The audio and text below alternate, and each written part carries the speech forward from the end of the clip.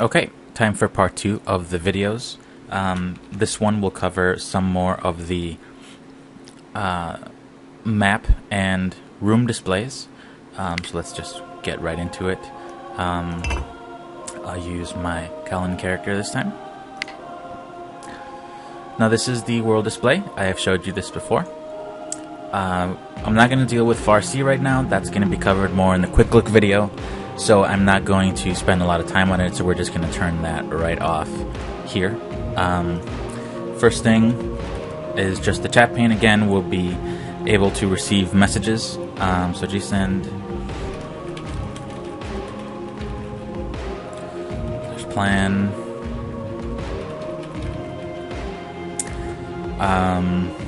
Sends.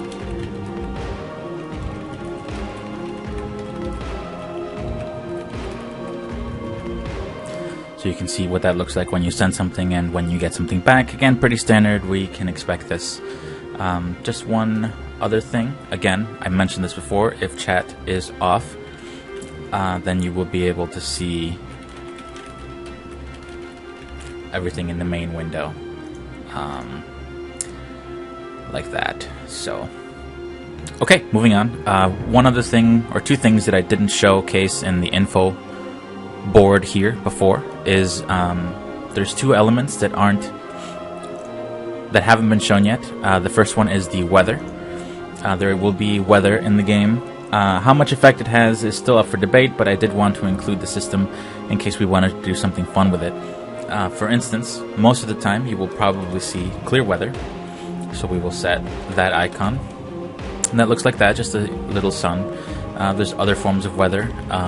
There's cloudy, if I can spell. There's foggy. There's a monostorm, which could wreak havoc on spells. Again, this is all purely theoretical. Rain, snow, stormy weather, and thunderstorms.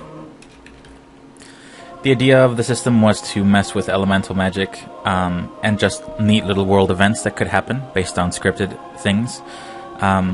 Mostly to add flavor to the world, not so much make it a tactical element, although certain things like the monostorm or the regular storms could come into play. I'm not attached to the idea, but I do want the system in there. It shouldn't be too difficult to pull off.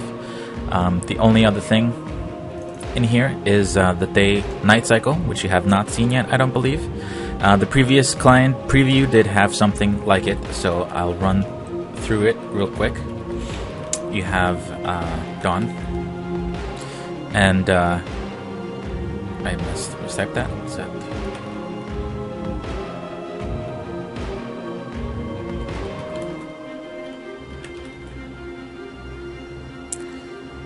ooh, technical difficulties. Will I be proactive enough to cut this out? The survey says no. Okay. Dawn. Again, you'll be seeing it right here. Morning. Noon.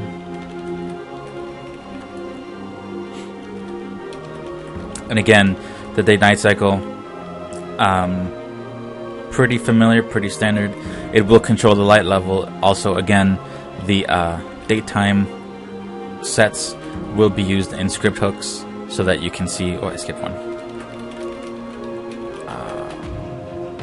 So that you can we can have events that happen only at night, or other things that happen only at dusk. If you have a zone full of vampires, they're going to incinerate once the sun comes up, etc.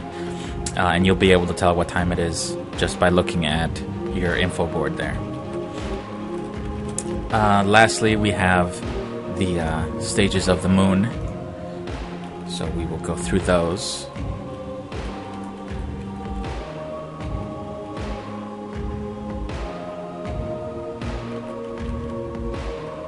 That's a new moon. I'm not going to go through all of them. Just some of the more interesting one. That's the red moon.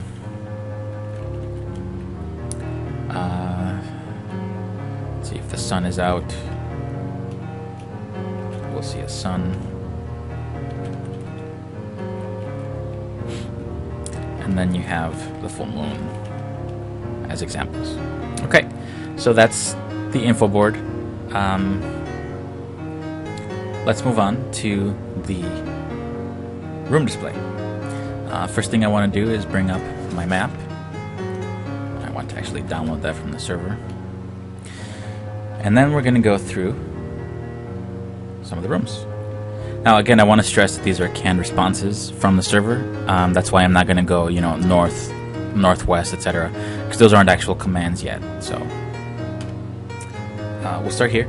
You can see the description shows up there. Pretty standard. I'm just going to call up the room again, so now you can see the map. Now in the map pane here, you can see this is actually downloaded from the server as instructions, so it's drawn the way the server wants it to be. This allows us to have every single block mapped if we want to. The server will be able to give the client a map of any area. You can see I'm dragging this around so that you can look around, and if something's out of your view, the mouse wheel does zoom in and out so you can get a better view. This is the standard. I feel it's pretty good size. Now you'll notice that these two rooms here are colored differently.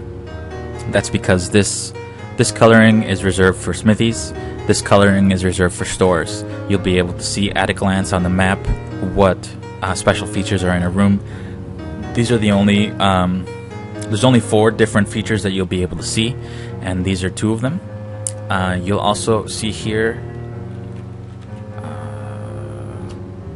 I'm turning off the indicator real quick, you can see that this is a little up arrow. That's because there's an up exit here, so I'll be able to go up from here. Also, you can see that the light level here is pitch, and the indicator has changed to make a note of that. So I'll just reload the room, then I'll go up. Again, you can see the map draws itself. This yellow indicator tells me that there's a bank up here, so if I wanted to bank items, retrieve money, etc., I'd know to head there. The red indicates a hospital, so if I needed healing, I would know that I need to head in that general direction. Again, here we can go northwest and down. One more thing I want to point out here, you'll notice that there is a wrapping of the text mid-screen. I put this in place because I felt that for those of us with large monitors, it's really uncomfortable to read text that goes all the way across the screen. This wrapping will be configurable, so if you like your text to be tighter, you can certainly set it to be that way. Also, if you have the Farsi panel open, it does wrap with some margin so that you're able to more easily read what's going on. Let's keep going. We're going to go northwest. Now here you can see that the light indicator has changed. There is a bonfire in the room. This makes the room blindingly bright, and that is the indicator for that. A couple of things that you might not be used to seeing here. Well, Pestilence's corpse is here, and that's not really new. Pretty standard DFC fare. 2 major differences. Number 1, rooms will have subtitles if required. This is just to help you you kind of bookmark things mentally. So for instance, this is the bonfire room in the Caverns of Zoth. We're really not going to subtitle everything, at least that's not the plan. Just little things or rooms that might be important will have a subtitle so that if somebody says, hey, where are you? You can say, oh, I'm at the bonfire. Kind of like how the apothecary was, the apothecary, the hole, etc. Now we can label them and get better design. This here is an NPC. You can tell he's an NPC because it's not a standard player name. Also, because he's got a special marker right before his name. This tells you that he is a friendly NPC. The reason that the marker is there is so that you can tell that he's not a player character. But I didn't want to have it like in DFC where you have shopkeepers and just flavor monsters. We're in the bottom line with everybody else.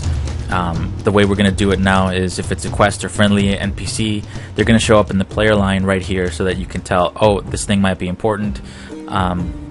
Or, he's just there for flavor, etc. So you might see, you go into a shop, you'll see like the shopkeeper is up here, etc.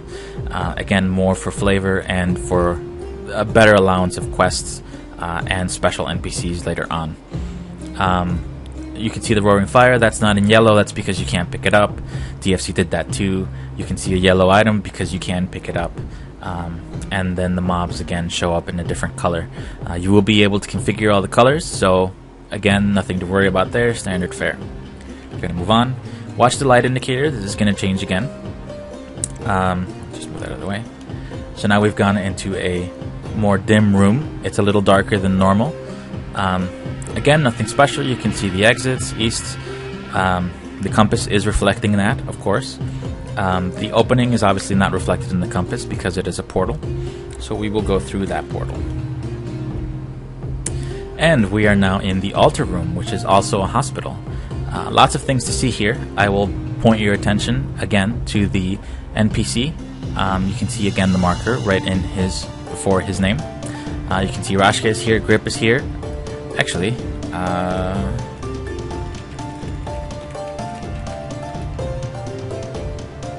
well, he does fail. Whatever. So he's here. You can see my staff character is here. There is a marker before my name. I'm thinking of leaving those in just so that you can tell when a character in the room is a staff member. That will help with events and just to keep, like if we ever change our names because we're playing special merchants, etc., you can tell by the marker that it is a staff character, so there might be something going on.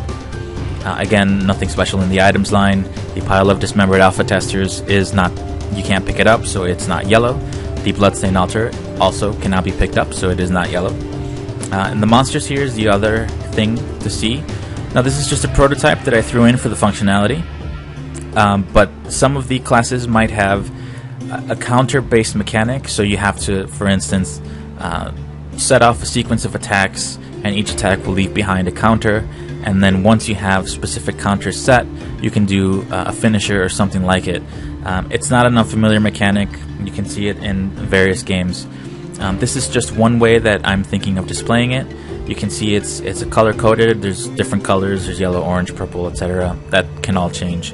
And then you have an indicator of how many counters are on the mob. Again, this is just in there for proof of concept. I'm not sure if we're going to go through with it, but I don't see why not if it works out. We'll play with that as the beta progresses.